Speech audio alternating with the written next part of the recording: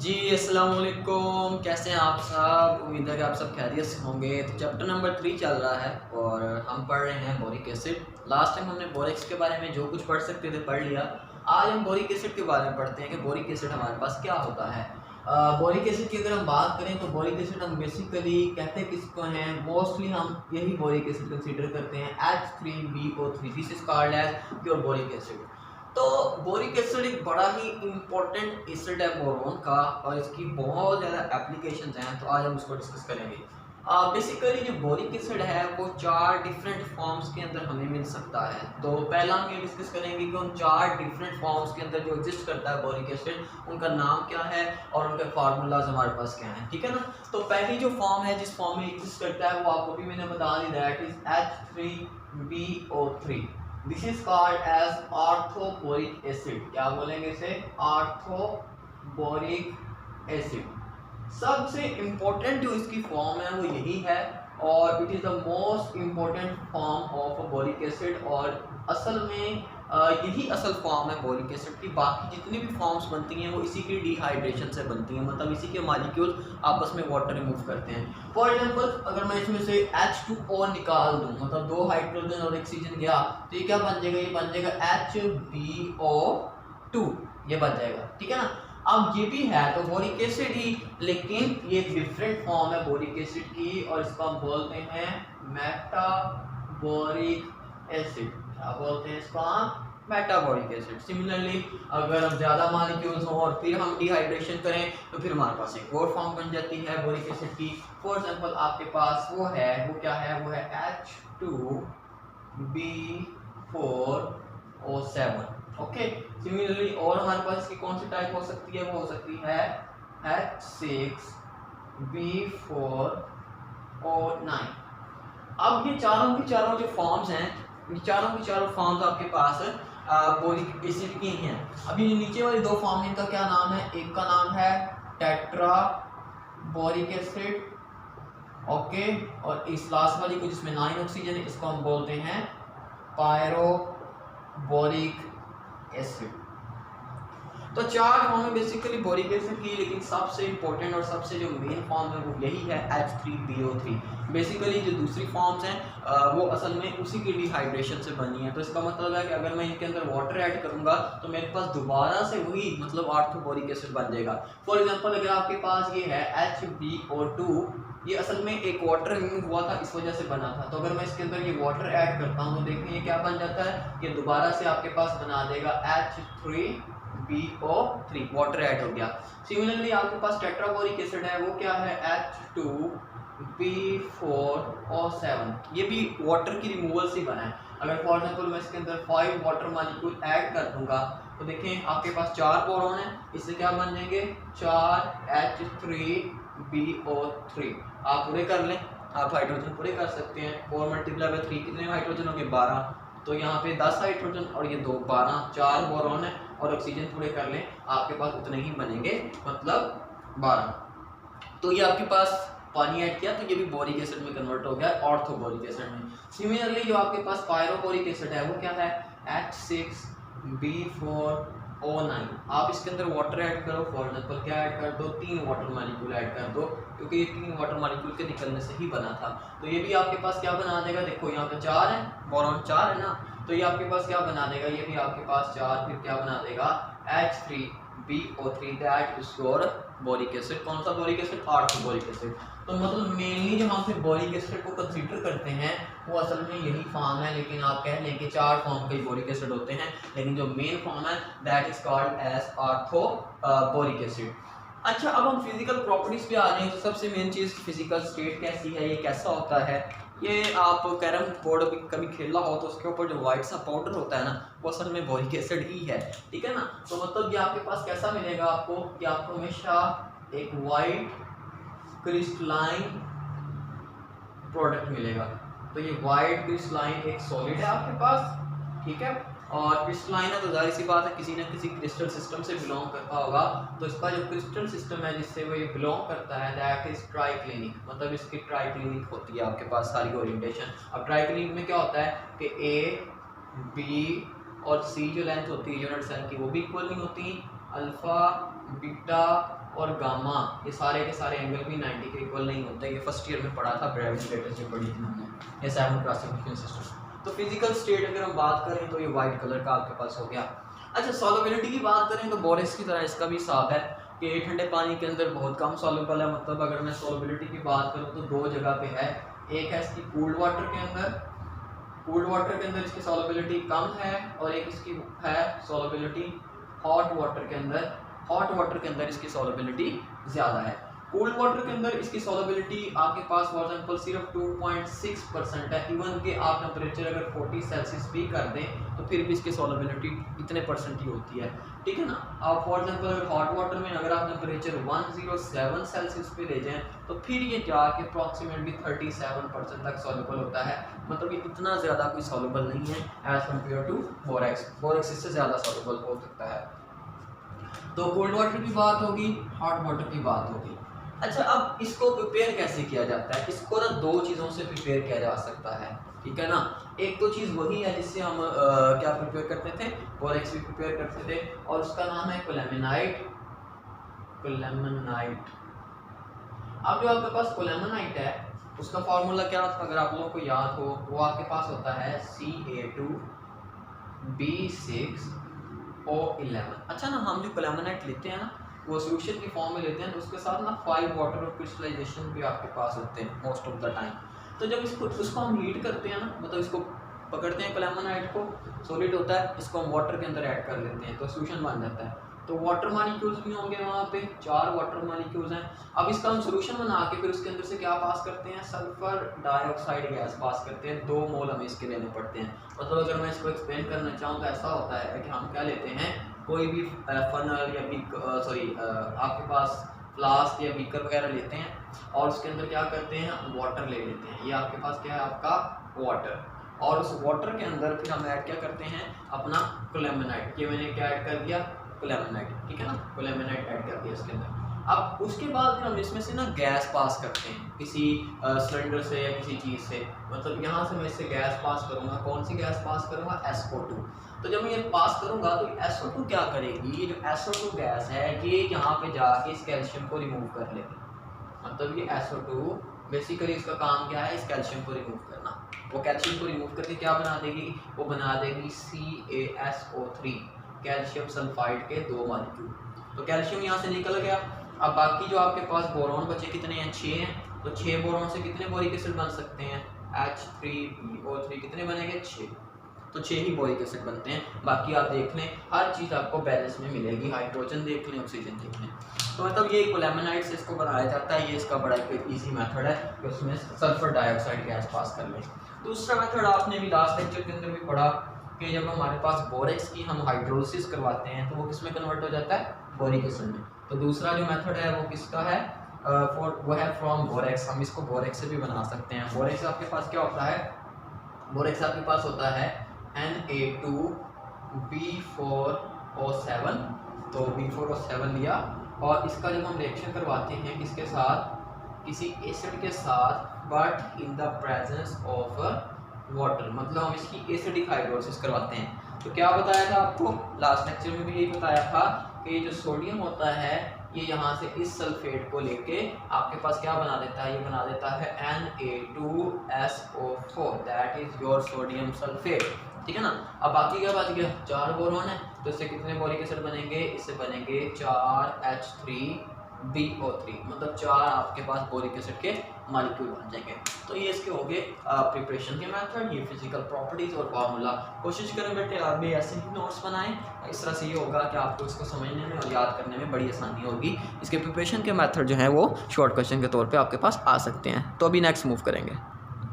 अच्छा, boric acid की properties और केमिकल रिएक्शंस की बात करते हैं। बेसिकली प्रॉपर्टीज़ बुक में दी गई हैं, लेकिन उसमें जो मेन चीज़ है वो केमिकल रिएक्शंस ही हैं, बाकी सिर्फ पढ़ने वाली चीज़ें हैं, तो उन्हीं को डिस्कस करते हैं। एक शॉर्ट क्वेश्चन है बड़ा important, that is the effect of temperature. Boric acid को जब हम हीट करते हैं तो वो अपनी फॉर्म चेंज करके दूसरे बोरिक एसिड की फॉर्म में जो अभी शुरू में पढ़ी उनमें चेंज होता चला जाता है। मतलब फॉर एग्जाम्पल बोरिक एसिड में तो क्या है, H3BO3। तो इसको जब मैं हीट करता हूँ ना, मतलब इसको मैंने 100 सेल्सियस पे जब हीट किया इस बोरिक एसिड को, तो पता क्या होता है, होता यह है कि इसमें से एक वाटर लॉस हो जाता है, ठीक है ना, मतलब इसमें से क्या निकल गया H2O, that is your water molecule. तो जब इसमें से वाटर मॉलिक्यूल लॉस हो जाता है तो बाकी फिर देखो 2 हाइड्रोजन और 1 ऑक्सीजन तो गया, तो बाकी क्या बच गया, बाकी बच गया HbO2। What is this, this is called as metaboric acid. इसको क्या बोलते हैं भाई, मेटाबोरिक एसिड, ठीक है ना, ये आपका हो गया। अच्छा लेकिन अगर हम फिर भी बाज नहीं आते, मतलब मैं हीट करी जा रहा हूँ, पहले बोरेक्स इसमें चेंज हो जाएगा, इसमें वाटर निकलेगा, और जब भी वाटर निकलता है तो फिर वो स्पॉन्जी सी मतलब फॉर्म क्रिएट होती है। लेकिन जब मैं इसको फर्दर हीट करता जाऊंगा इसको, इस मेटाबॉलिक एसिड को, तो ये जो आपके पास है HbO2, इसके 4 मॉलिक्यूल आएंगे, मतलब मैं इसको 140 सेल्सियस पे हीट करता हूँ तो 4 मॉलिक्यूल फर्दर मतलब अपने में से वाटर लॉस करेंगे। तो ये अब एक और वाटर मॉलिक्यूल लॉस होगा और वाटर निकल जाएगा, और ये फिर आपस में मिलके आपके पास एक नई चीज बना देंगे जो कि अगली फॉर्म है, that is H2B4O7। What is this, this is called as tetraboric acid. इसको क्या बोलते हैं, टेट्राबोरिक एसिड, क्योंकि इसमें 4 बोरॉन हैं, इस वजह से टेट्राबोरिक एसिड कहते हैं। तो ये आपके पास बन जाएगा। लेकिन अगर मैं फिर बाज नहीं आता, मैं इसको भी हीट करता जाता हूँ फर्दर, मतलब मैंने जो टेट्राबोरिक एसिड बना HbO7, इसको मैं और ज़्यादा हीट करता हूँ कि रेड हॉट कर देता हूँ, बहुत ज़्यादा हीट कर देता हूँ, फिर क्या होगा, ये अपने से फिर वाटर लॉस करेगा, एक वाटर फिर लॉस होगा, और ये जो बोरॉन है ना, 4 है ना, ये टूट के 2 बोरॉन वाले कंपाउंड्स में कन्वर्ट हो जाएंगे, मतलब ये कन्वर्ट हो जाएंगे B2O3 में।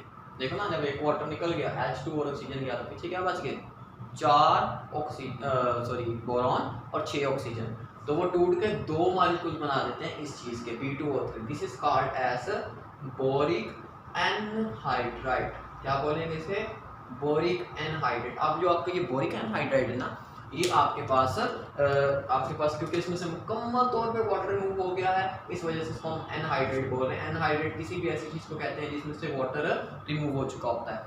तो इफेक्ट ऑफ टेम्परेचर क्या है बोरिक एसिड पे, ये शॉर्ट क्वेश्चन है। तो ये आहिस्ता आहिस्ता वाटर लॉस करता अपनी फॉर्म में चेंज होता चला जाता है, ठीक है ना।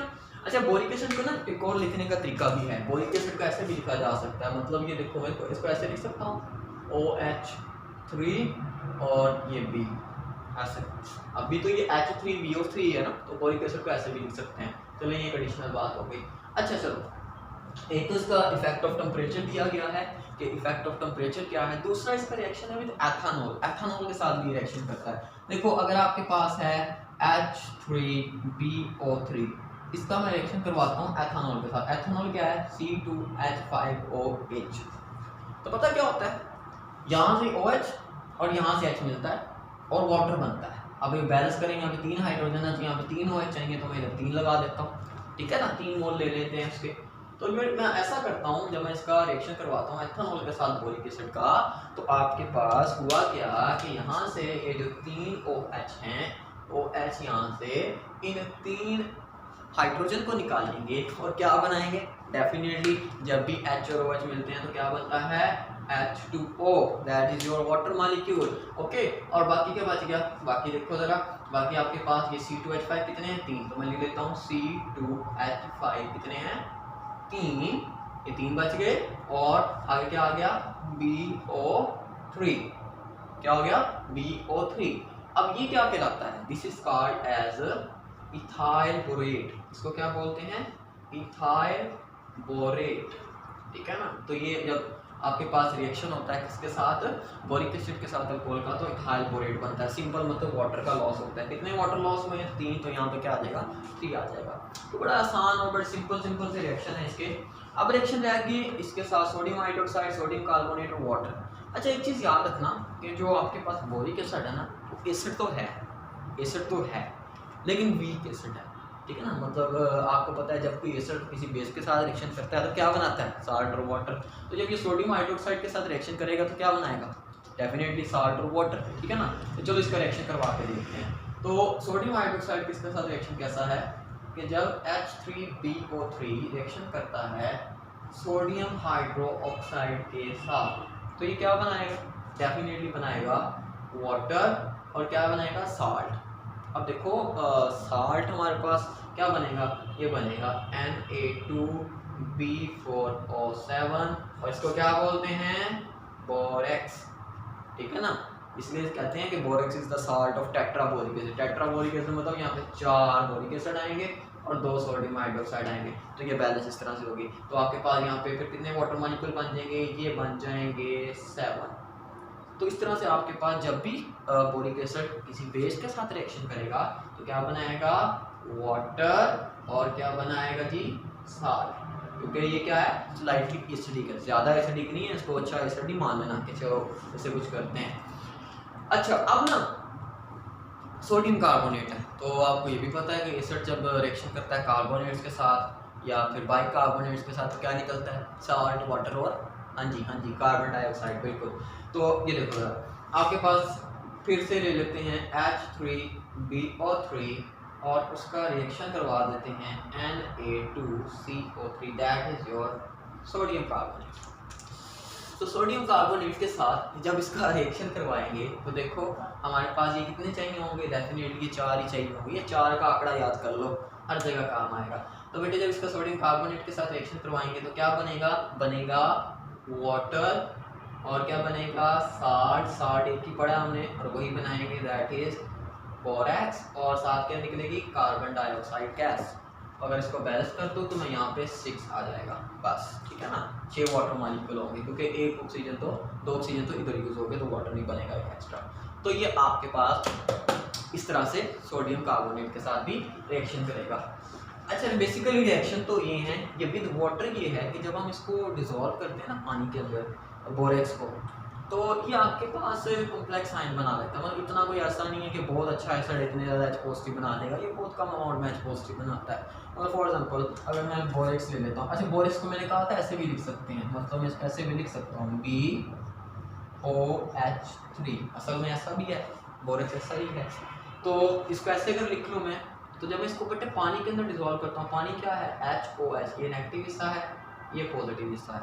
तो होता पता क्या है, होता ये है कि जो OH नेगेटिव है ये जाके उस बोरॉन के साथ अटैच हो जाता है, क्योंकि इलेक्ट्रॉन डेफिशिएंट है बोरॉन। लड़ाओ जरा दिमाग, BF3 वाला कंसेप्ट लाओ, उससे समझ आ जाएगी। तो ये जो OH नेगेटिव होता है ये जाके इस बोरॉन को अपने इलेक्ट्रॉन डोनेट करता है और एक आयन बना देता है, कॉम्प्लेक्स आयन बना देता है। और वो क्या होता है, B, पहले OH कितने थे, 3, आप कितने हो गए, 4। तो इस कॉम्प्लेक्स के ऊपर चार्ज क्या आ जाएगा, ओवरऑल नेगेटिव, क्योंकि OH नेगेटिव उधर गया, तो बाकी क्या बच गया, H+। और इस H+ की वजह से ही आपके पास जो आपका बोरेक्स है वो एसिडिक नेचर शो करता है। लेकिन once again I am saying that it is a very weak acid. ये क्या है, वीक एसिड है। तो वीक एसिड है तो इसको हम टाइट्रेशन, जिसमें हम एसिड और बेस यूज़ करते हैं, उसके अंदर भी हम इसको मतलब स्ट्रॉन्ग बेस के साथ टाइट्रेट नहीं करवा सकते, इसका स्ट्रॉन्ग बेस के साथ रिएक्शन नहीं करवा सकते, क्योंकि वो हमारा फिर काम का नहीं होता। हाँ, हम इसकी टाइट्रेशन करवा सकते हैं, लेकिन इसकी टाइट्रेशन करवाने के लिए हमें फिर लेना पड़ेगा ग्लिसरॉल। टाइट्रेशन जी, इसकी टाइट्रेशन के लिए याद रखिएगा हम ग्लिसरॉल लेते हैं। अब ग्लिसरॉल इतना कोई अच्छा बेस नहीं है, इतनी अच्छी कोई अल्कली नहीं है, तो फिर इसके रिजल्ट में हम इसकी ग्लिसरॉल की प्रेजेंस में हम इसको यूज़ कर सकते हैं मतलब टाइट्रेशन के लिए बोरिक एसिड को। लेकिन वहाँ पे हम फिर अपना यूज़ क्या करेंगे, फिनोल्फ्थालीन एज अ इंडिकेटर यूज़ करेंगे, फिनोल्फ्थालीन एज अ इंडिकेटर यूज़ करेंगे। और फिनोल्फ्थालीन का कलर क्या होता है, पिंक या फिर कलरलेस, ये डिपेंड करता है कि पीएच सोल्यूशन की कितनी है। अगर आपके पास सोल्यूशन की पीएच ज़्यादा है 7 या 8 से, तो आपके पास इसका कलर होता है पिंक, और अगर कम है तो इसका कलर होता है वाइट। तो इंडिकेटर के तौर पे असल में टाइट्रेशन एक टेक्निक है जिसमें हम ऐसा करते हैं कि एक चीज़ की हमें नहीं पता होती मोलैरिटी क्या है, हमने दूसरी चीज़ की मोलैरिटी फाइंड करनी होती है। मतलब फॉर एग्जाम्पल मुझे एसिड की मोलैरिटी पता है, मुझे बेस की फाइंड करनी है, तो मैं दोनों का रिएक्शन करवा के अंदाज़ा लगा लेता हूँ। तो उसमें बोरिक एसिड को हम किसी स्ट्रॉन्ग अल्कली के साथ लाइक सोडियम हाइड्रोक्साइड के साथ नहीं यूज़ कर सकते, क्योंकि वो इतना अच्छा सोल्यूशन नहीं बनाता, उसमें हमारे पास कैलकुलेशन एक्यूरेट नहीं आती। हाँ, अगर हम ग्लिसरॉल यूज़ करते हैं तो ग्लिसरॉल को यूज़ करते हुए फिनोल्फ्थालीन और इंडिकेटर यूज़ करके इसको आगे फर्दर हम यूज़ कर सकते हैं। तो ये आपके पास आपका हो गया बेटे क्या, अपना केमिकल रिएक्शंस। आखिरी चीज़ जो बाकी है बोरिक एसिड के बारे में वो ये है कि इसके यूजेस क्या हैं। जब प्रॉपर्टीज़ में ऐसा है कुछ एक तो बातें जो हैं कि ये सॉफ्ट होता है काफ़ी, थोड़ा स्लिपरी भी होता है, इसी वजह से कैरम खेलने में बोरिक एसिड को यूज़ किया जाता है, क्योंकि ये स्लिपरी होता है, इसके ऊपर चीज़ें फिसल जाती हैं, तो आप ही फिसल सकते हैं इसके ऊपर। और वैसे ही वोलेटाइल होता है, अगर आप इसको हीट करें थोड़ा सा। यूजेस तो बहुत सारे हैं। मेडिसिन इंडस्ट्री के अंदर तो बहुत यूजेज हैं इसके। इसको एंटीसेप्टिक के तौर पे यूज़ किया जाता है। एंटीसेप्टिक ऐसी एडवियात होती हैं जो मतलब जरासीम से आपको बचा के रखती हैं, जम से बचा के रखती हैं। पॉलीमर डस्टिंग पाउडर में इसको यूज़ किया जाता है जख्म पे लगाने के लिए। बोरिक ऑइंटमेंट यूज़ की जाती हैं, मतलब ट्यूब्स वगैरह जो होती हैं। इसके अलावा जो सबसे बड़ा इसका यूज़ है वो हमारी आइज़ के अंदर है, मतलब इसको ना हमारी आँखों के अंदर मतलब आई वॉश के लिए यूज़ किया जाता है। बोरिक एसिड का जो सोल्यूशन होता है उसको आई वॉश के लिए यूज़ किया जाता है, आँखों की धुलाई के लिए यूज़ किया जाता है ऑपरेशन के दौरान। या वैसे ड्रॉप्स जो होते हैं ना, आपके आई ड्रॉप्स होते हैं, आई ड्रॉप्स के अंदर इसको बोरिक एसिड के सोल्यूशन को ऐड किया जाता है। ये बड़ा क्योंकि स्लाइटली एसिडिक होता है, मतलब कोई ज़्यादा एसिडिक नहीं है, तो इस वजह से इसको आई वॉश में यूज़ कर दिया जाता है। तो आई जो आपके ड्रॉपलेट्स होते हैं, ड्रॉप्स होते हैं सॉरी, उनके अंदर आपके पास ये बहुत ज़्यादा इसका यूज़ है। पोट्री, हाँ जी, मट्टी के बर्तनों में, पोट्री मतलब कहते हैं मट्टी के बर्तन जो बनाते हैं ना, पोट्री जो होता है बेटे उसके अंदर ना, जब वो मट्टी का कोई बर्तन बना लेता है ना कोई, मतलब फॉर एग्जाम्पल आपके, मेरी ड्राइंग तो इतनी अच्छी नहीं है लेकिन चलो कुछ कोशिश करते हैं, चलो ये कुछ बन ही गया है। फॉर एग्जाम्पल कोई भी हम मट्टी का कोई बर्तन बनाते हैं ना, तो उसको फिर बाद में गर्म किया जाता है ताकि वो पक्का हो जाए। फिर उसके बाद ना ऊपर उसके ना चमक लगाई जाती है, मतलब वो आप पता शाइन कर रहे होते हैं, ऐसा लगता है जैसे ऊपर उनके एक छोटी सी लेयर लगाई गई है चमक की। अब वो जो ऊपर उनके ऊपर चमक की लेयर लगाई जाती है ना, उनको बोलते हैं ग्लेजेस। ग्लेज क्या होता है? ग्लेज असल में होते हैं चमकदार जो लेयर होती है, उसको हम बोलते हैं ग्लेजेस। तो ये जो लगाए जाते हैं ना पोट्री के ऊपर, अब होता क्या है, मतलब आपने बर्तन गर्म किया है, आप उसके ऊपर ये बोरिक एसिड ऐसे पाउडर लगा देते हैं, तो ये ना हीट की वजह से ऐसे बिल्कुल मेल्ट होके ना एक्सपैंड होके ऐसे ऊपर फैल जाता है, ठीक है ना, और एक लेयर सी बना देता है बड़ी यूनिफॉर्म सी, जो कि प्रोटेक्टिव लेयर के तौर पे काम करती है और चमक भी देती है इसको, ठीक है ना।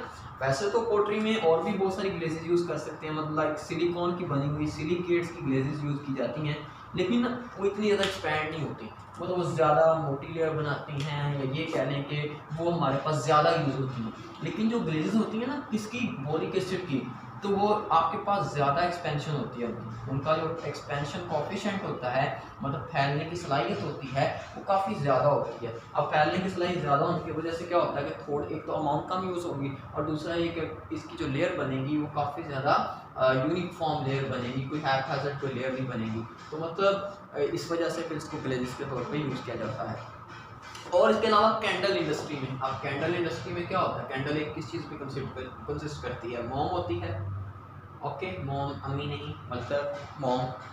तो मोम जो होती है ना, अब वो कैंडल जो होती है आपके पास, उसको मोम तो बहुत ज़्यादा कह लें कि जो होती है ना सॉफ्ट होती है, तो इतनी सॉफ्ट वो नहीं रह सकती, मतलब जो असल मोम अगर आप कभी देखें ना वो बहुत सॉफ्ट होती है, लेकिन कैंडल तो काफ़ी हार्ड होती है, इसके अंदर फिर हमने अपना ये धागा लगाया होता है, ठीक है ना, और फिर ये जलती है और फिर रोशनी देती है, जो भी मतलब मामला आते हैं। लेकिन आपके पास ये जो मोम है ना, ये ठीक है ना, ये हार्ड नहीं होती ज़्यादा, इसको फिर हार्ड करना पड़ता है, इसको थोड़ा सा स्टिफ करने के लिए, या कह लें कि हार्ड करने के लिए, इसकी स्टिफनिंग के लिए हम इसको यूज़ करते हैं बोरिक एसिड को। वो भी होता है आराम स्पून से हम इसके अंदर ऐड करते हैं, मोम के साथ इसको मिक्स करते हैं, और फिर बाद में इसको कैंडल इंडस्ट्री के अंदर इसका बहुत ज़्यादा यूज़ है बोरिक एसिड का। तो आपका ये 3A कंप्लीट होने वाला है, एल्यूमिनियम रह गया है, तो बोरेक्स और बोरिक एसिड आपने डिस्कशन कर ली है। आपके पास जो बोरिक एसिड पे नोट आ जाता है, उसकी प्रॉपर्टीज़, केमिकल रिएक्शन, तो जैसे मैंने आपको बनवाया है नोट्स, आप अगर ऐसे बनाएंगे तो बहुत अच्छा रहेगा। और यूजेस ऑफ बोरिक एसिड आपके पास 3 यूजेस हैं, और ये शॉर्ट क्वेश्चन के तौर पे आते हैं। तो इंशाल्लाह नेक्स्ट लेक्चर में मिलेंगे, दुआओं में याद रखिएगा, और कभी कोई चीज़ समझ ना आए तो मुझसे पूछ लीजिएगा। थैंक यू वेरी मच, अल्लाह हाफिज़, अस्सलाम वालेकुम।